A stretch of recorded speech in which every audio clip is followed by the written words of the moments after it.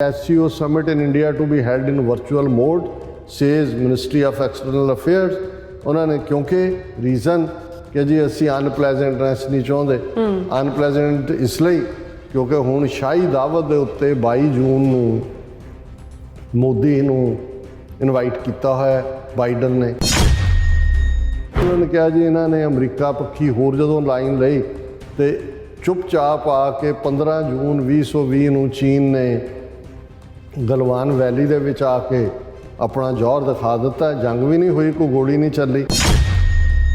उन्होंने कहा सी कि भी ये इंडिया ने जिहड़ी ये नीति रखी है अमरीका वीज़ा भी चाइना, ये अपने पैरों ते कुहाड़ी मार रहे हैं कि भी चाइना ने अपना टाइम तो डिसाइड करना है भी उन्होंने की करना, कदों उन्होंने सिक्किम नूं लै लेना तो कदों उन्होंने साउथ तिब्बत जिन्होंने अरुणाचल कहते हैं कि भी इन्हों पता भी नहीं लगना है, जिमें गलवान वाला या डोकलाम वाला ये तो अपने डोलिया तेल ला के कहते हैं भी असी इन्हों के जनरल भी कहेंगे जी असी 2 prong वॉर लिए तैयार हैं, एको वेले असी चाइना और पाकिस्तान। उन्हें कहा जी बिल्कुल नहीं है, कोई मैच ही नहीं है चाइना नाल इन्होंने की लड़ना है।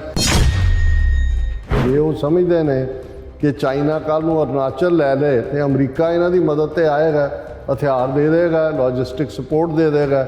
इन्हों के लिए उन्होंने जंग के मैदान उन्होंने कहा भी अपनी औकात च रहो और ऐसा काम ना करो कि भाई अल्टीमेटली जिहड़ा तुहानूं पछताना पे।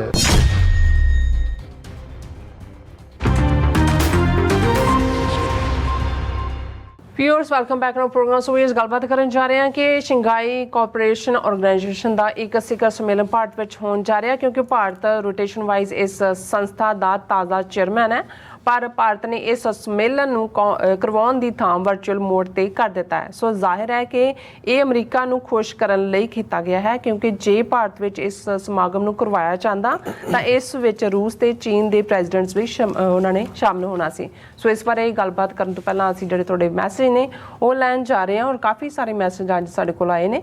सो साडे कोल बलजीत वराज जी कहंदे ने कि डॉक्टर अमरजीत सिंह अति नीलम कौर जी वाहिगुरू जी का खालसा वाहिगुरू जी की फतेह, और पाल सिंह जी भी सानू फतेह बुलाते हैं, जसवीर जड़े बराड़ जी वो भी सानू फतेह बुलाते हैं, और 6 फॉर जस्टिस जिंदाबाद कहते हैं। और फिर साढ़े को मैसेज आएगा पाल सिंह गरवाल जी वो खालसा जिंदाबाद कहते हैं, और प्लेयर बास्केटबॉल और बहुत सारे मैसेज ने, उन्होंने पहला ही मैं शुक्रिया अदा कर देनी हाँ। सो कहते हैं कि यार मोदी का मुँह शूदर वाला है। सो मोदी भैया शूदर है, उसकी जी जात है वो तेली है। सो खालसा राज जी कहते हैं कि वाहिगुरू आज़ादी के बिना सिख कौम का ते देश पंजाब का कोई भी होर हल नहीं हो सकता, वाहिगुरू जी। सो इसी तरह साढ़े कोल मैसेज है जसवंत सूरमा जी, ये भी सानू फतेह बुलाते हैं और चढ़दी कला कहते हैं। और इसी तरह साढ़े कोल मैसेज ने फिर हाँ जी प्लेयर बास्केटबॉल जी का, ये कहते हैं जार बाबा जी ब्राह्मण तां 35,000 पहला शिया ने मार मुकाया सी ते मोदी दे नाल जिहड़े काले काले ब्राह्मण नहीं हो सकते। सो टॉप जट 47 LA भी कहते हैं कि डोंट बी ए डर्टी ब्राह्मण दा गुलाम। सो इन्हों के भी काफ़ी सारे मैसेज ने, भी कहते हैं कि please vote for 6 for justice. And इसी तरह मैसेज है मेरे को करनप्रीत सिंह जी कहते हैं कि वधिया भरावो हिंदू रिश्ता दियाँ हुण असी सिख नहीं बचते। एंड इसी तरह सानू टॉप जट 47 वाले लिखते हैं खालसा जिंदाबाद। इन्होंने काफ़ी सारे मैसेज लिखे ने, बहुत बहुत शुक्रिया। और साढ़े को मैसेज है मैं थले जाके पढ़ती हाँ। सुरिंदर धालीवाल जी भी सानू कहते हैं वाहिगुरू जी का खालसा वाहिगुरू जी की फतेह, और मनजीत सिंह मुठारू जी भी आए ने, उन्होंने भी सानू फतेह बुलाई है। और इसी तरह मैसेज है ये अमरजीत सैनी भी फतेह बुलाते हैं, और दविंदर संधू जी भी फतेह बुलाते हैं। और इसी तरह मैसेज है साढ़े कोल, मैं उन्होंने पढ़ना चाहती हाँ मनजीत सिंह मुठारू जी का, और कहते हैं कि TV 84 ही सिखां च साफ साफ समझ च सिखो ही सौखे ही भर दिंदा है, वरना एक सिख दूजे नूं दसो तां जल्दी नहीं समझदा, पर हुण बहुत ही आत्म विश्वास भर दिंदा है जो जरूरी भी है। और खालसा जिंदाबाद जिंदाबाद। बहुत शुक्रिया मठारू साहब, साडी कोशिश हुंदी है सच नूं सच्चे अंदाज दे विच ही पेश करन दी। तुहाडे वर्गे वीर जदों ਸਰੋਤਾ ਕਰਦੇ ਨੇ ਤੇ ਫਿਰ ਸਾਨੂੰ ਹੌਸਲਾ ਵੀ ਮਿਲਦਾ ਹੈ ਗੱਲ ਨੂੰ ਜੀ ਅੱਗੇ ਤੋਰਨ ਦਾ। ਔਰ ਕਰਮਜੀਤ ਸਿੰਘ ਵੀ ਕਹਿੰਦੇ ਨੇ ਕਿ ਡਾਕਟਰ ਸਾਹਿਬ ਤੁਸੀਂ ਸੱਚ ਬੋਲ ਕੇ ਜੱਗ ਦੇ ਜਗਾਉਣ ਦੀ ਕੋਸ਼ਿਸ਼ ਕਰ ਰਹੇ ਹੋ ਸਾਰਿਆਂ ਨੂੰ, ਸੋ ਬਹੁਤ ਬਹੁਤ ਸ਼ੁਕਰੀਆ। ਔਰ ਇਸੇ ਤਰ੍ਹਾਂ ਫਿਰ ਉਹਨਾਂ ਨੇ ਮੈਸੇਜ ਲਿਖਿਆ ਕਿ ਗੁਰੂ ਤੁਹਾਨੂੰ ਚੜ੍ਹਦੀ ਕਲਾ ਬਖਸ਼ਣ। ਔਰ ਬਲਕਾਰ ਸਿੰਘ ਰਾਜ ਜੀ ਕਰੇਗਾ ਖਾਲਸਾ ਆਈਡੀ ਤੋਂ ਹੈ, ਉਹਨਾਂ ਨੇ ਕਿਹਾ ਵੀ Mountbatten never presented the Sengol to Nehru, it was a gift from Tamil Nadu to Nehru. Fascist Modi and fascist RSS BJP Hindutva Rashtraj government has lied big time to all Indians. ਤੁਸੀਂ ਬਿਲਕੁਲ ਠੀਕ ਕਹਿ ਰਹੇ ਹੋ, ਇਹ ਸਾਹਮਣੇ ਹੈ ਹੁਣ ਤਾਂ ਈਵਨ ਹਿੰਦੂ ਮੈਡਰਾਸ ਅਖਬਾਰ ਨੇ ਇਹਨਾਂ ਦਾ ਪੋਲ ਖੋਲ੍ਹਿਆ ਕਿ ਭਈ ਇਹ ਬਿਲਕੁਲ ਡਰਾਮੇਬਾਜ਼ੀ ਹੈ। ਲੇਕਿਨ ਇਹ ਤਾਂ ਉਹ ਵਾਕਿੰਗ ਸਟਿਕ ਇਲਾਹਾਬਾਦ ਦੇ ਮਿਊਜ਼ੀਅਮ ਚੋਂ ਲਿਆ ਕੇ ਜਿਵੇਂ ਇਹਨਾਂ ਨੇ ਉਹ ਸਾਰੇ ਡਰਾਮੇਬਾਜ਼ੀ ਨੂੰ ਕੀਤਾ ਹੈ। ਔਰ ਮੇਰਾ ਖਿਆਲ ਹੈ ਅਸੀਂ ਇੱਥੇ ਹੀ ਖਤਮ ਕਰੀਏ। ਬਿਲਕੁਲ ਹੁਣ ਜਿਹੜਾ ਤੁਸੀਂ ਟੌਪਿਕ ਡਿਸਕਸ ਕੀਤਾ ਹੈ, ਦੇਖੋ ਇਸ ਵੇਲੇ ਜਦੋਂ ਅਸੀਂ ਸੈਕੰਡ ਵਰਲਡ ਵਾਰ ਤੋਂ ਬਾਅਦ ਦੇਖਦੇ ਹਾਂ ਤੇ ਯੂਨਾਈਟਿਡ ਨੇਸ਼ਨਸ ਇੱਕ ਪਹਿਲੀ ਆਰਗੇਨਾਈਜੇਸ਼ਨ 1948 ਚ ਲਗਭਗ 50 ਦੇਸ਼ਾਂ ਦੀ ਪਾਰਟਿਸਿਪੇਸ਼ਨ ਦੇ ਨਾਲ ਸੈਨ ਫਰਾਂਸਿਸਕੋ ਸੈਸ਼ਨ 'ਚ ਉਸ ਦੀ ਸ਼ੁਰੂਆਤ ਹੋਈ। ਇੱਕ ਆਪਣੀ ਕਿਸਮ ਦਾ, ਕਿਉਂਕਿ ਦੁਨੀਆ ਸਾਰੀ ਅੱਡ-ਅੱਡ ਬਲਾਕ 'ਚ ਵੰਡੀ ਹੋਈ ਸੀ। ਬੇਸ਼ੱਕ ਇੱਕ ਪਾਸੇ ਪੋਲੀਟੀਕਲੀ ਦੋ ਬਲਾਕ ਜਿਹਨੂੰ ਕੋਲਡ ਵਾਰ ਈਰਾ ਕਿਹਾ ਜਾਂਦਾ, ਠੰਡੀ ਜੰਗ ਕਿਹਾ ਜਾਂਦਾ, ਉਹਦੇ 'ਚ ਸੋਵੀਅਤ ਯੂਨੀਅਨ ਔਰ ਯੂਨਾਈਟਡ ਸਟੇਟਸ ਆਫ ਅਮਰੀਕਾ ਦੋ ਬਲਾਕ ਬਣੇ। ਇੱਕ ਵਿੱਚੋਂ ਬਲਾਕ ਜਿਹਦੇ 'ਚ 60 ਤੋਂ ਜ਼ਿਆਦਾ ਮੁਲਕ ਆਏ, ਨਾਨ ਅਲਾਈਨਡ ਕੰਟਰੀਜ਼, ਜਿਨ੍ਹਾਂ ਨੂੰ ਭਾਰਤ, ਇਜਿਪਟ, ਯੂਗੋਸਲਾਵੀਆ ਵਰਗੇ ਲੀਡ ਕਰਦੇ ਸੀ। ਲੇਕਿਨ ਜਿਉਂ-ਜਿਉਂ ਪ੍ਰੋਗਰੈਸ ਜਾਂ ਇਹਨਾਂ 75 ਸਾਲਾਂ 'ਚ ਸੈਕੰਡ ਵਰਲਡ ਵਾਰ ਤੋਂ ਬਾਅਦ ਐਸਾ ਕੁਝ ਬਦਲਿਆ, ਰੀਜਨ ਇੰਪੋਰਟੈਂਟ ਹੋਏ, 1988-89 ਤੱਕ ਪਹੁੰਚਦੇ ਆ ਜਦੋਂ ਸੋਵੀਅਤ ਯੂਨੀਅਨ ਟੁੱਟਿਆ, ਅਮਰੀਕਾ ਇੱਕੋ ਇੱਕ ਸੁਪਰ ਪਾਵਰ ਬਣ ਕੇ ਉੱਭਰਿਆ। ਫਿਰ ਅਸੀਂ ਦੇਖਦੇ ਹਾਂ ਵੀ ਦੁਨੀਆ ਦੇ ਵਿੱਚ ਬਹੁਤ ਸਾਰੇ ਆਪਣੇ ਇੰਟਰਸਟ ਨੂੰ ਲੈ ਕੇ ਗਰੁੱਪਿੰਗਸ ਵੀ ਬਣੀਆਂ। ਅਮਰੀਕਾ ਨੇ ਤਾਂ ਆਪਣੇ ਮਿਲਟਰੀ ਇੰਟਰਸਟ ਦੇ ਲਈ ਨੈਟੋ ਬਣਾਈ ਹੋਈ ਸੀ, ਯੂਰਪ ਦੇ ਵਿੱਚ ਦੂਸਰਿਆਂ ਦੇ ਨਾਲ ਡਾਇਰੈਕਟ ਡੀਲਸ ਬਣਾਈਆਂ 1 to 1। ਇੱਧਰ ਅਸੀਂ ਦੇਖਦੇ ਹਾਂ ਕਿ ਵੀ ਚਾਈਨਾ ਦੀ ਜਿਹੜੀ ਐਮਰਜੈਂਸੀ 90s ਦੇ ਵਿੱਚ ਹੋਰ ਤੇਜ਼ੀ ਨਾਲ ਫਿਰ ਨਵੀਂ ਸਦੀ ਤੱਕ ਪਹੁੰਚਦੇ ਆ, ਉਹਨਾਂ ਨੇ ਜਿੱਥੇ ਆਪਣੇ ਬੈਂਕ ਡਿਵੈਲਪ ਕਰਨ ਦੇ ਨਾਂ ਵੀ ਆਈ, ਜਿਹੜੀ ਹੈ ਉਹ ਐਫਰਟ ਵੀ ਹੋਇਆ ਏਸ਼ੀਅਨ ਡਿਵੈਲਪਮੈਂਟ। ਹਾਲਾਂਕਿ ਭਾਰਤ ਔਰ ਸਾਊਥ ਏਸ਼ੀਆ 'ਚ ਵੀ ਇਹਨਾਂ ਕੋਲ ਮੌਕਾ, SAARC South Asian Association of Regional Conference ਆਈ ਕਿ 8-9 ਮੁਲਕਾਂ ਦਾ ਤੁਸੀਂ ਬਲਾਕ ਬਣਾ ਕੇ ਅੱਗੇ ਤੁਰੋ। ਪਰ ਕਿਉਂਕਿ ਭਾਰਤ ਤਾਂ ਉਸ ਕਿਸਮ ਦਾ ਹੀ ਬੁਲੀ ਐਟੀਟਿਊਡ ਹੈ, ਉਹ ਤਾਂ ਆਪਣੇ ਨੇਬਰਸ ਨੂੰ ਆਰਾਮ ਨਾਲ ਉਹਨੇ ਬਹਿਣ ਨਹੀਂ ਦਿੱਤਾ, ਵਾਇਲੈਂਸ ਉਹਨਾਂ ਦੇ ਮੁਲਕਾਂ 'ਚ ਇੰਟਰਫੇਅਰ ਕਰਕੇ ਕੀਤੀ।